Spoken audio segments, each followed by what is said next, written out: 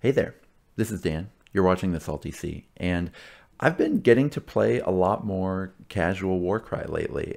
I've been having a great time with this new edition. Now, they are finally putting the core book on sale, and I wanted to kind of take a look at the main things, in my opinion, that are in there that aren't necessarily in the free PDFs. If you haven't heard, you don't have to buy this core book because all of the rules are totally free online on the Games Workshop website. So really, all you're looking at with the core book, there's a lot of cool fluff stuff. You get a lot of the matched play scenarios for sort of more hard-edged competitive gaming. But the biggest thing that you get that's in the core book is the narrative section. And so I want to talk about, I'm going to take two videos to kind of parse out what's different about the narrative part of Warcry than what we had in 1.0. It's a common meme kind of leveled at my channel since I generally cover the competitive side of the game a little bit more than the narrative side or the hobby side. And that's going to continue to remain true. I've got a few different more competitive focused videos in the works. However, people say Warcry is a narrative game or a casual beer and pretzels game, right? And so I think it's worth taking a look at what the biggest sort of beer and pretzels part of the game is and how it's changed from the first edition. But before we go into what's coming with the new book, let's talk about what happened in first edition, especially the first core book came with a bunch of what's called fated quests. And this is kind of the start point of any campaign in original Warcry. And it's this 12 game structure. You have convergences at round 3 and 9 and 6, and then you get some pretty cool rewards at round 4 and 7. And personally, I found this really daunting because, 12 is a lot of games to commit to. But I think it was a pretty beloved system. And it's funny because one of the most common things that would happen with Warcry 1.0, there'd be, people would post a lot about what's wrong with the bespoke teams, why can't they compete? But what would happen even more than that, really, if you kind of watched people discoursing about Warcry, it would really be, how the heck do I win these convergences? These convergences are impossible. How the hell do I win them? Because they're really, really hard. You had to, as part of your campaign, you had to kind of play at least 2 games where everything was stacked against you and you had to win them to move on, which I think frustrated a lot of players. But again, some people really loved it. The people who had time to really dig into the campaign system had a really great time with these, and it's a big part of why Warcry got the reputation for being such a great narrative game. This system got a little bit more complex, a little bit more layered as far as sort of when there were expansions to 1.0. They messed around with the design of quests, there were branching quests, there were other types of campaigns, but overall, it's still, the whole system went on this 12 game structure. So now with 2.0, that 12 game structure is what has completely gone out the window. They've replaced it with much smaller goal-oriented quests that are going to take 1 to 6 games to complete. Some of them you can see here, like say Explore the Gnarlwood or Fight for Glory. You can just go on this quest for 1 or 2 battles and then leave it, and then do a different quest and then go back to doing it. It's more of a motivation than a quest, really. This kind of creates a more modular storytelling path that you can take through your narrative games. And then after that, there is very similar resource management. There's rewards, and a wide variety of them. You have lesser artifacts, artifacts of power, command traits, encampments, allies, all sorts of stuff. And then for people kind of looking for the more immersive experience, if the modular storytelling isn't really working for you, they have campaign arcs that I'll go into a little bit more later. But as you can see, the basic structure has really changed, even though some of the pieces will be familiar to you. So let's start from the beginning. What you'll need to play a campaign. You start with just a warband, 1,000 points. The rules are a little bit different than matched play, though. In matched play, you start off being able to take 3 players with the hero rune mark, 2 of them being allies, 1 of them being your leader, though 2 can be, allies or heroes, essentially. And then you can have a monster, you can have thralls. Here, you're just going to start 3 to 15 fighters, 1,000 points. Expansion, which in the previous edition would go up to 1,400 at a pretty regimented pace. Here it comes out later, and it can actually kind of go up and down. You're only going to be allowed one hero to start a narrative campaign with, and that's going to be your leader. And your leader starts with a generic heroic trait, so you don't have to sort of do anything to get your first enhancement. After that, you just do basic troops. Allies, thralls, monsters, heroes, all of those have to be recruited through quests, like the ones you see here on the left. And then once you've got your warband together, that's when you get to pick a quest. And that's where things get pretty interesting, actually. There are 6 universal quests. The thing that's different about them is sort of what the rewards are. So you can sort of quest for an artifact, for a heroic trait, you can try to recruit a hero, you can try to recruit a monster, you can search for an encampment, or you can just do the glory boosting quest where you're just fighting for glory. The way those end up working out, you can have 1 artifact per hero, you can have 3 heroic traits for your leader, and 1 for each non-leader hero in your warband, which late stages of a campaign, that will make it so that games are a lot more hero hammer than normal matched play would be. But I think that works really well for storytelling phase of, or the storytelling mode of the game. After that, there's 3 Grand Alliance quests. There's 1 where the reward is an artifact, 1 where the reward is a heroic trait, and 1 where the reward is an encampment. Each of these encampment Grand Alliance quests is going to end in something that's a little bit like a convergence. How far the deck is stacked against you, usually a little bit less than what old convergences were like, but it'll remind you of it. But all of these, they go by sort of progress points or in-game deeds that will happen. Like for all the heroic trait Grand Alliance ones, you win them if your hero that you're trying to get the heroic trait on finishes off or takes down another hero in another warband. So that can be something where instead of number of battles, you could finish that in 1 battle, you could finish it, it could take you 6 battles to finish it, right? So that'll be kind of a judgment that you have to make on your own, and it won't have that same regimented structure.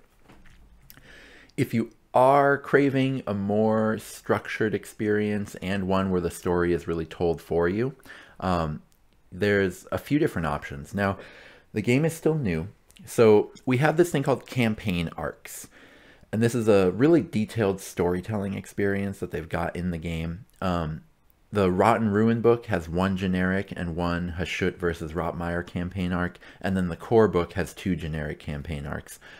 They've written in both texts, they've written that more are coming, but the current ones, they're for, they spell out the number of players. You've got options for 2, 4, 5, or 6 players. Nothing for 3 yet, but that's okay. All arcs are going to last 3 to 5 battles, and the battles will be kind of scripted for you, although, who wins and who doesn't isn't like that. And so you've got here, I've shown a picture of the Rotten Ruin book of the Hashut versus Rotmire campaign arc, where, it'll be 3 battles long, but the path that the battles take will depend on who wins each battle, and so you'll have a slightly different thing going on depending on who's been winning. These have a really immersive story. There's sort of story is told in between each battle, and they have a wide range of rewards. Usually both players will get a reward, but whoever ends up winning the campaign will get something a little bit more special. They tend to often lean a lot on the top part of the lesser artifacts table, so the really good lesser artifacts, and I'll talk about those more in a second as well. But the next thing that you're going to kind of look at when playing a campaign, or at least what you're going to experience, is kind of the extra bits and bobs, right? Most of the aftermath sequence is going to be really familiar to anyone who played a campaign in 1.0. You'll take injury rolls, you'll roll for lesser artifacts, you'll deal with renown, which is essentially the same as Destiny was in first edition. There's some small tweaks to these, but they're very similar. Glory is also going to be very similar to how it was before. However, the way that you get glory is pretty different. Before it was sort of all in for whoever won the battle. So for example, you'd get 1 glory point for being in a campaign battle, and then 5 for winning it, and then a few points for depending on if you managed a few different things in the game. Now you get 3 for participating, 2 for winning, a few things for how many sort of kill points you get essentially, and then you also get sort of bonuses to glory based on a pretty cool new mechanic called the reputation mechanic. The other thing that you're going to see is exploring and encampments. So after each battle, as you're kind of going through the aftermath sequence, you'll roll to explore the Gnarlwood. And it's a lot like the lesser artifact rolls from 1.0. And in fact, 50% of the time, exploring the Gnarlwood ends in a lesser artifact roll.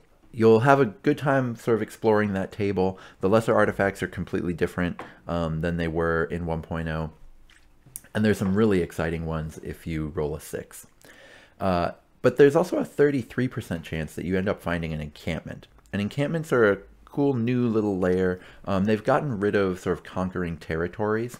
And instead they've created these encampments and given each one its own sort of personality. So they all give you sort of sweet bonuses. You really owe it to yourself to check out the table with the encampments. Some of them are pretty fun. Most of them are bonuses to your aftermath sequence, so they'll change the rates at which you get various cool little bits and bobs and lesser artifacts. Some of them have some in-game bonuses instead. One note, you can actually lose encampments. So part of the aftermath sequence will be rolling to see if your encampment is discovered. If it is, then you're in danger of losing it. And if it gets discovered twice, then you lose your encampment and you have to go find another one. So some of these encampments will let you boost the size of your warband to say 1200, even 1250, sometimes only like 1100. But then you can go from having a 1250 point warband all the way back to 1,000 if you have your encampment get discovered. So that can be a fun kind of bit of a roller coaster that can happen in your campaigns. Now, I alluded to the reputation system when I talked about glory, and I think that this is probably the biggest change to campaigns and probably the best one as well. So every artifact you get, every trait, hero, monster, encampment, all of these add to your reputation.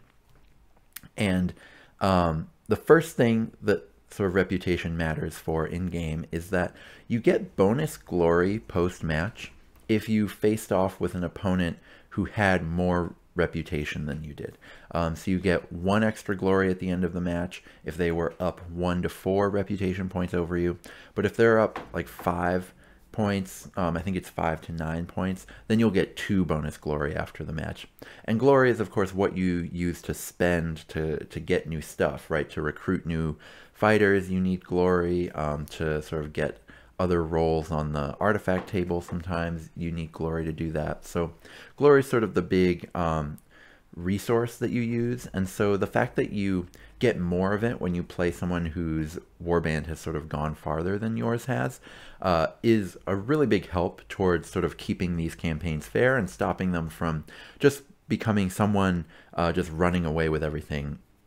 And basically, this was a complaint for a lot of campaigns where one person would just run away with it and they wouldn't play any close or interesting games after their 4th or 5th game because their warband was just too far ahead of everybody else.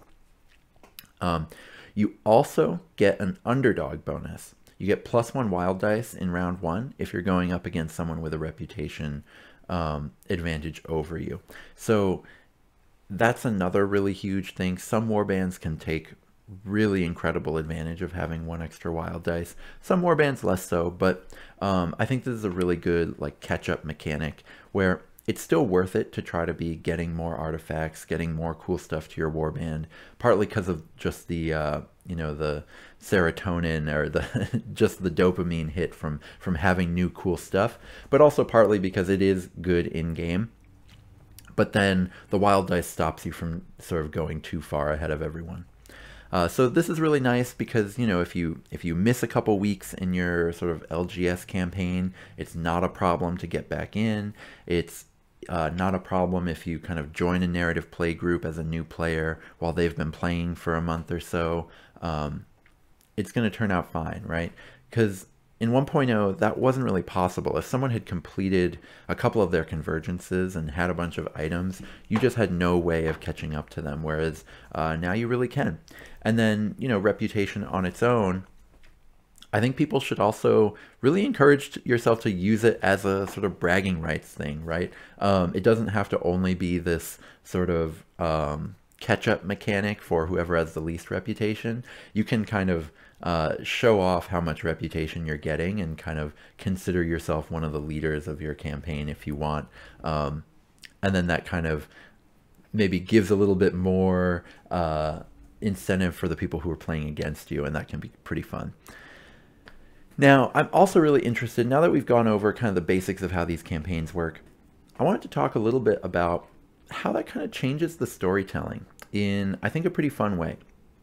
So 1.0 campaigns, they were these 12 battle railroad tracks. And again, a lot of people who had a lot of time really liked these, but I found them really daunting. I only did one campaign and I kind of got tired of it halfway through. It just felt like I'd already kind of seen everything that was ahead of me and I didn't have a lot else to play for. Here, you can finish 4, 6 quests in that time, which is really nice, I think, because it empowers you to kind of change directions halfway through your campaign. Now, the one thing about it, 1.0 quests did tell the story for you.